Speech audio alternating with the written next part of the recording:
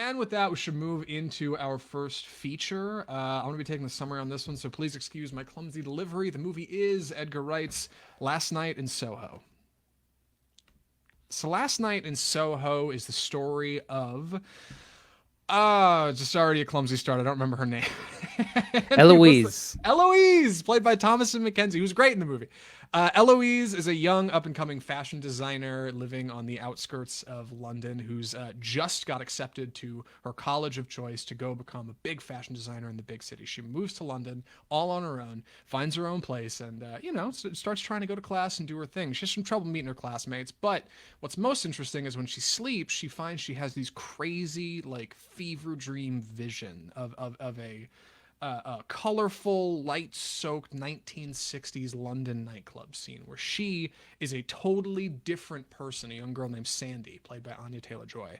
Has a whole different life, right? Wants to be a dancer and a singer, and she starts having these dreams, and slowly over time, the dreams start to become more tangible, and she can't escape them, and they feel really real. And before she knows it, she's wrapped up in this entire like psychological horror nightmare that she has to find her way out of. The movie just came out this last Thursday. They've been working on it for a couple years through the pandemic. I'm very excited to talk about Wright. He's one of my favorite directors. Andy, what did you think of Last Night in Soho? So there's a lot of things that work in this movie, and I think that there's some things that don't. I think overall the performances are really strong. Actually, Thomasin Mckenzie really carries the movie. You would think that Anya Taylor Joy, as big a star as she is like the focus, and she's really kind of playing second fiddle. Not in a bad way. She's just not the main focus. So really strong performances. And the other thing is just a lot of style. Like Edgar Wright is really known for his visual kind of flair that he brings to all his film, and we get a lot of that in these kind of scenes that are transported back to the 60s. So that kind of stuff works really well. The style, the music, all of that. The thing that doesn't work for me as well was just kind of the narrative overall. We kind of get this story between Eloise in the present and Sandy in the past. And Eloise is this struggling kind of fashion student. She's timid, she's introverted, she kind of feels out of place, but she's been wanting to go to London and go to fashion college all her life, and then that's juxtaposed with Sandy in the past who's trying to be a singing star, singing sensation, performer, and we kind of have a little bit too much going on. There's a lot going on in the past, a lot going on in the future. We can kind of get into that a little bit more, but it's kind of a mixed bag. But I think narratively it's a little weak, but like visually it's very, very strong stylistically. Yeah, I'd love to come out swinging in Wright's defense here and say, no, Andy, you just didn't understand it. But I'm kind of in the same boat. I think Edgar Wright makes really tight features. I think his work it speaks for itself. Watching an Edgar Wright film is like watching a series of well orchestrated card tricks, right? Like you get to see all these great transitions and exciting crash zooms and wonderful use of color and sound and needle drops and pop music to really create something special in the cinema.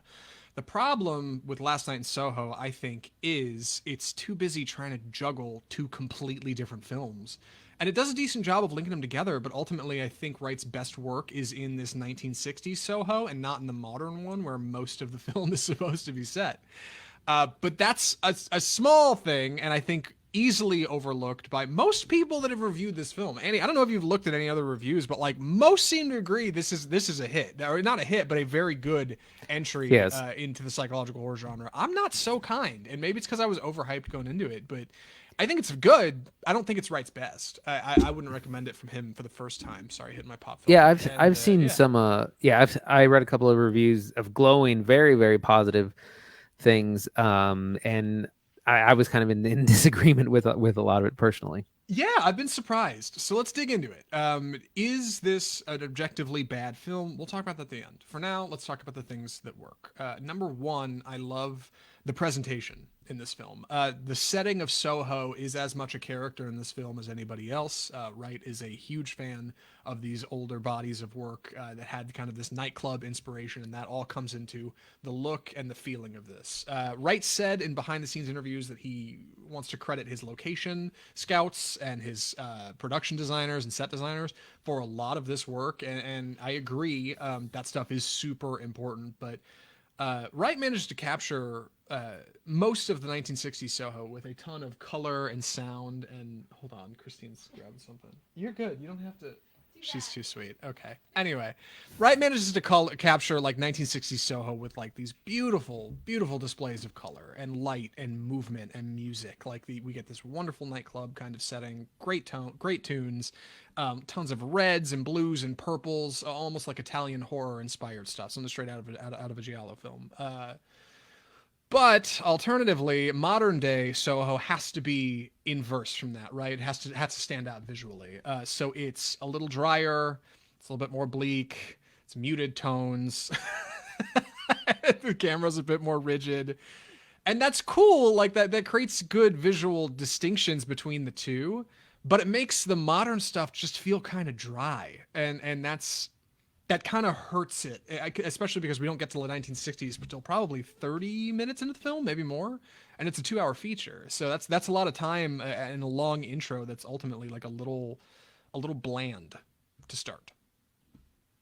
Yeah, yeah, in agreement with you. The style of the '60s is so good, and there's a lot of dance numbers actually that happen both like kind of in the nightclub setting and also just kind of these as part of the dreams that Eloise, Thomasin McKenzie's character, is having.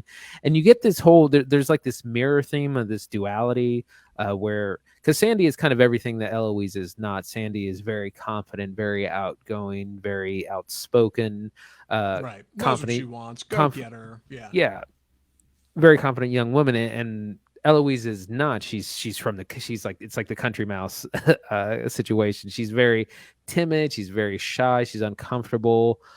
She doesn't really know anyone. She doesn't really have any friends. And so there's this duality between not only the two time periods, but the two characters. And that's actually seen visually with the use of mirrors. There's lots of mirrors throughout the film.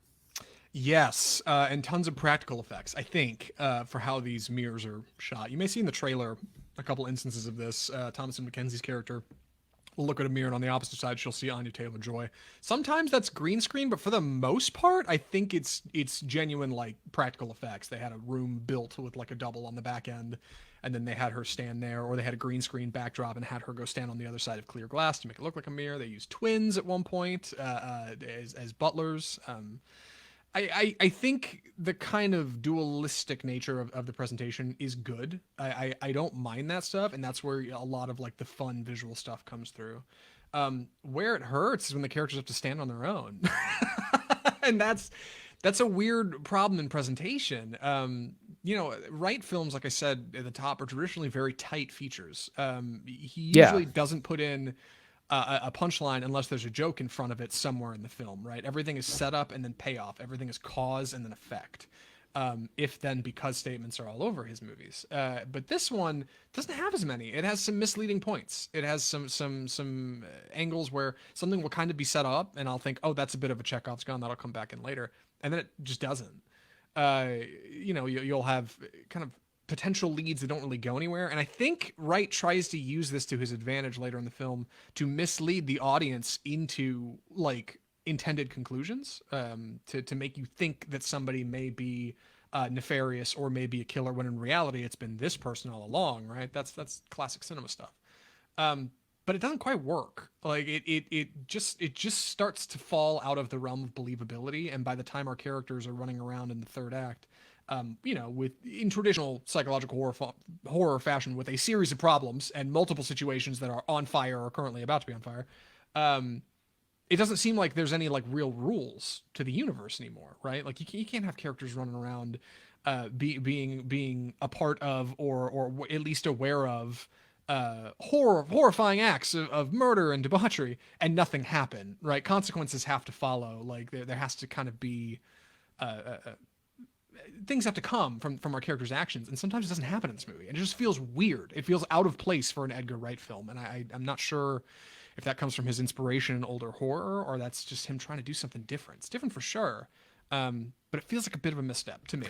Yeah, it's almost like there's just too much going on there because you have Eloise in the present who is again struggling with college and also maybe some mental health issues, and being in a new place, new city, and there's a number of pretty interesting threads or narrative setups that are never really developed or resolved. And likewise, in the past, that there are some setups that don't really go anywhere or kind of go in ways that don't make a lot of sense, because we eventually learn that uh, maybe something bad happened to Sandy, and Eloise is trying to figure it out, kind of solve this mystery in the present. But it's almost like he needed another, I don't know, like another hour to really tie up all these loose ends. And it's almost like you needed to either cut more of the story from both sides, the past and the present, or do more of one or the other. Yeah, like he's really trying to make two kind of different settings and different worlds with characters who are similar and have kind of that, long red thread tying the two of them together.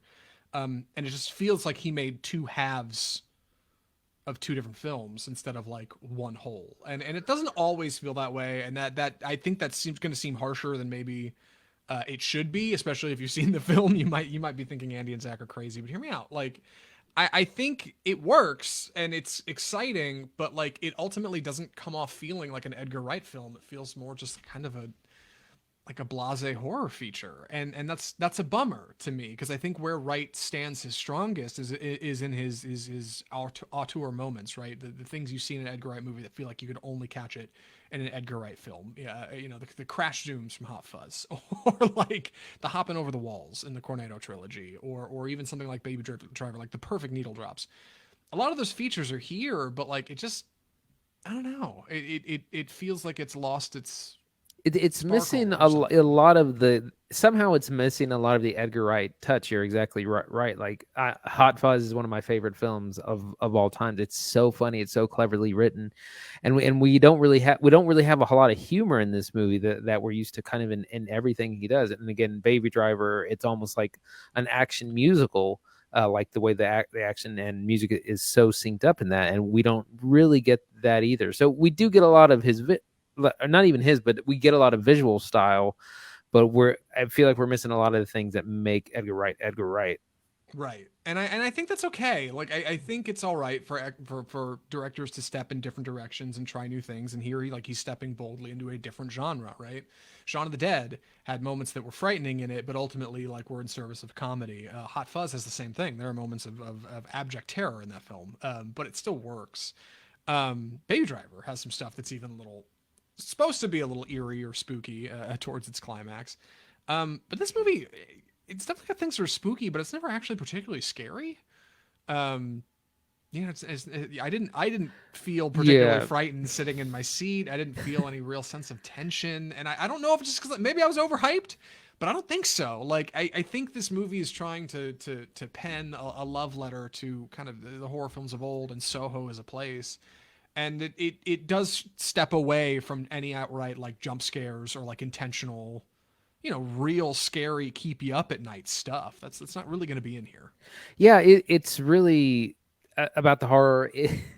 It's like really like PG 13. It reminds me of like Goosebumps, like that level of horror. It's like scary for an 8-year-old, not for an adult. And it's a little cheesy. And there's not a lot of tension. There aren't jump scares. There aren't any. You don't have like a creepy mood, like something like in The Shining. Yeah, it kind of fails as a horror movie. A little bit. You do get drawn in I think the second act, like as she starts to kind of experience more of these visions and dreams, and they start to become more tangible and more linked to reality. Like I think that stuff's interesting. That's a bit of a bit of a maze to kind of pull the audience through. But once you kind of figure out where it's headed, it just feels like it gets a little messy, and I don't think it needed to, and it's hard for me to identify why that is. But I want to talk about performances. Thomasin, Mckenzie, and Anya Taylor-Joy are both tremendous. Personally, I preferred Anya Taylor-Joy. I definitely remembered her character's name, whereas Eloise is kind of this, mousy, quiet, meek girl. Anya Taylor-Joy is much more exciting, much more vibrant. Sorry to quote Stanley Kubrick. Yeah, She does kind of get into or sorry, Roger Ebert. Thomas Mckenzie does get a little bit into the screaming dish rag right. Yes. territory. Yes. The Wendy. Right, from The you're referring Shining. to Roger Ebert's review of The Shining when he said Shelley Duvall's Wendy in Stanley Kubrick's film is like it's like a what, crying dish rag, screaming dish rag, Shrieking shrieking. Yeah, to Shrag. right. A horrible thing to say about a performance, but as far as characters go, sometimes it can be true, and it's kind of true a little bit. Like get a little bit of sometimes this that. feature, yeah, like she's just wailing, and like we don't really have direction. Matt Smith's a lot of fun, but ultimately is a little underused. Terence Stamp is in this feature, who I didn't know about. I thought he was. I honestly didn't think he was still alive. That's And for those of you who don't know, he played Zod in Superman 2. yes. Probably one of Terrence Stamp has a long and storied career, and also an honorable mention for Diana Rigg, who also I found out after the feature is not alive anymore. This was her final film appearance. She was one of the original Bond girls in On Her Majesty's Secret Service. She also was featured in Game of Thrones. Would be a more recent thing. What was her character's name? Lady Olena, I think. I think it's Lady Olena. Yeah, I think that's correct. Anyway, she is tremendous in this feature. I actually really liked her a lot. I did not know this was her final feature, so a really great one to go out on. She's a lot of fun. Overall, I like the cast. I like the visuals. Also like the needle drops. That's an important part of an Edgar Wright feature. Tons of good music in here. Lots of really good retro stuff. I've been listening to the soundtrack on Spotify since. Would recommend. So, Andy, the cast is good. The music's good. The visuals are great. What? It falls falls Any other apart. thoughts or It really just for me it falls apart with the plot. There's Yes. both too much going on and then not enough kind of cohesion between past and present. There's a few misdirections that don't really make a lot of sense. And okay, this is gonna be a little bit sensitive, but I really want to get a woman's opinion about this film because it becomes a little bit exploitative, and I kind of feel it's a little bit like it gets at that Kill Bill thing where it's like a man writing about a woman, women's issues, and like I don't know that that's a great thing or that that's really done. And like I said, I would really like a woman's input on that. Yeah, there's definitely some like some student film essay material here on the content. That's something we haven't really talked about. Is definitely worth mentioning. Thank you, Andy. Yeah, the story of how these girls are treated is a little relevant, and I think that's important. And I'm not sure where I land on it. Right, we've got Thomasin Mckenzie in modern London, and she's a student and she's up and coming, but for the most part, things are all right. And then you wind it back to the 60s to like a young, attractive woman at a nightclub alone, and like you might be surprised at how people treat her or what a drunk man might say. That stuff is explored a bit in this movie, and I don't know enough about it to weigh in. Well, it starts promising. I don't want to lean in and talk about it, but go ahead. Well, I was going to say because it does start very promising, where Edgar Wright is definitely addressing like this idea of just sexual harassment. Like Eloise is kind of leered at by her. She gets an Uber, and her driver immediately kind of starts hitting on her when she first gets to London, and she like frantically gets out, and he like waits for her outside of this shop that she's at. So there's all these kind of leering, gross old men, and that happens both in the present and the past. And so like I feel like Edgar Wright is trying to say something about this, and he's bringing up a very kind of important, difficult subject, but then it kind of loses its effectiveness or way about halfway through. Mm-hmm. Yeah, it's I don't know, it's curious, and like I said, I feel like there's a handful of kind of important points in this film that don't really go anywhere, and I don't know why that is. I don't know if it's because it was supposed to be something larger and it's left over from things that were cut from the script, or if it is actually important. I'd like to go see it again. And until then, I guess, Andy, we need to decide whether or not this is worth recommending. Any other thoughts or recommendations? I'm ready. Andy, would you recommend Last Night in Soho? I would say save this for streaming. Normally, I would say for any Edgar Wright film, I would usually say run out and see it now. But I was really a little underwhelmed, and I think it has a lot of big narrative problems. But if you're a big Edgar Wright fan, or if you're a fan of Soho or the 60s, I think there are a lot of good things worth seeing in it, but it can wait till it's on a streaming service. Yeah, I'm kind of in the same boat as well. I like Edgar Wright a lot. I went and saw Baby Driver twice at the poster up in my office for a really long time, and I adore the Cornetto trilogy and Scott Pilgrim. So I was really looking forward to this, and maybe I was overexcited, right? Maybe I went in with expectations too high, but I'd say if you're a fan of his work, if you know what you're getting into, or you really like, psychological horror and want to see something a bit different than a Blumhouse feature, go see it in the theater. Otherwise, you could probably stand to wait. And I feel weird saying that, but it's a bit more intimate. I don't think it's quite as flashy as some of his previous work, at least not all of it. Um, you know, Last Night in Soho, like it's different. It's not bad. A lot of people will end up saying I think it's good. Go see for yourself. I guess head to the movies and find out what you think.